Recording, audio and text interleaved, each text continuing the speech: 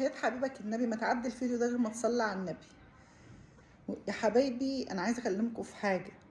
هو اللي ربنا مديله مثلا رزق فلوس، مثلا خد من جيبك واداله.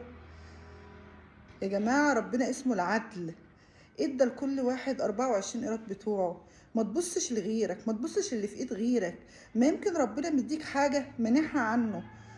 يعني ممكن يديك رزق في صحة، في أولاد، في إن ربنا هديلك ولادك، وممكن هو مديله فلوس بس في حاجات تانية مؤثرة عنده.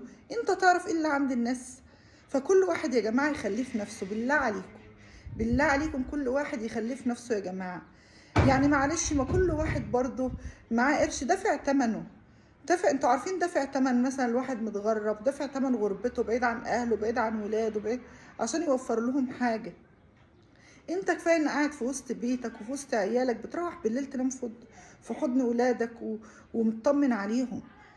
فمحدش يا جماعه يبص لغيره بالله عليكم. وغير كده كمان، يعني مثلا انت مثلا ربنا مديك مثلا اولاد ومديك صحه، في غيرك ربنا منع عنه الاولاد ومنع عنه الصحه، وبيتمنى ذره صحه وياخدوا منه المال كله مقابل ان ربنا يديله ذره صحه او يديله ضفر عيل. فيا جماعه بالله عليكم اتقوا الله في بعض كده، واتقوا الله وبصوا لنفسكم، ما تبصوش لغيركم. وكل واحد يخليه في نفسه، لان الناس ربنا اللي عالم بحالها بس. فيعني معلش، ربنا اسمه العدل وربنا مدي كل واحد حقه تالت ومتلت.